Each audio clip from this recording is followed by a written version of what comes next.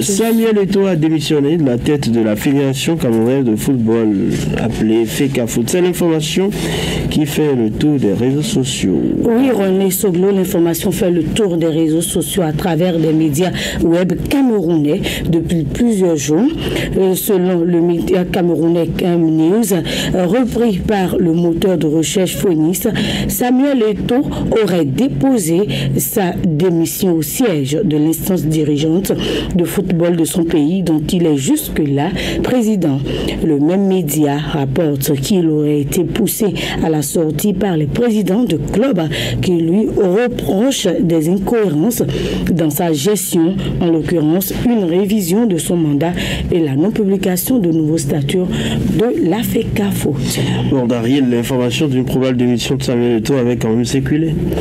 Oui, René, selon plusieurs médias camerounais toujours et même internationaux, le groupe représentant les clubs amateurs de Cameroun a demandé à Samuel Eto'o de démissionner de son poste de président de la Fédération camerounaise de football.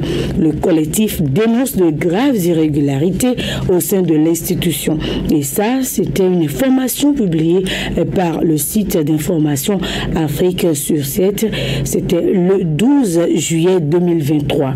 Et selon les informations toujours de ce média en ligne, l'association des clubs amateurs du Cameroun a voté à 11 contre 1 en faveur de la démission d'Eto'o, quadruple ballon d'or africain. Et l'ancien attaquant du FC Barcelone et de l'Inter, entre autres clubs, qui a aujourd'hui 42 ans, devrait démissionner s'il aime toujours le football camerounais, comme il le proclame toujours, peut-on lire entre autres dans le communiqué. Et par ailleurs, toujours cette association a suggéré que Gianni Infantino, le président de la FIFA, fasse de même. Voilà un peu les irrégularités.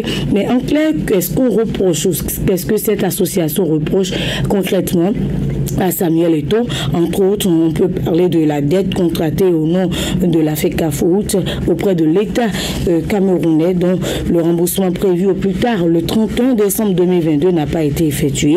On peut voir aussi la gestion totalement opaque des contrats de sponsoring dénoncés par le 4e vice-président de la FECAFOOT, la gestion opaque des finances de la FECAFOOT également. René Soglo. Voilà, Samuel Eto'o cible de nombreuses critiques, un sujet de nombreuses polémiques, mais des accusations qui ne l'ébranlent pas. Eto'o n'a pas démenti, mais il reste toujours en pause, on dit. Oui, Samuel Eto'o reste toujours en poste malgré les nombreux appels à la démission. Et d'ailleurs, tout présage que rien ne se passera quant à la démission de ce dernier.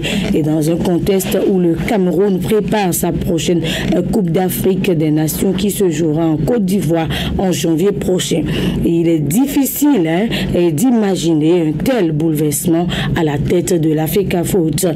Tout peut quand même arriver, mais pour l'heure et jusqu'à nouvelle information, Samuel Eto'o reste et demeure le président de la FECAFOOT. Voilà, né le 10 mars 81 à Yaoundé, Samuel Eto'o, grand joueur de football et qui fait son petit chemin de dirigeant depuis quelques années. Merci à vous, Daryl Mélégan.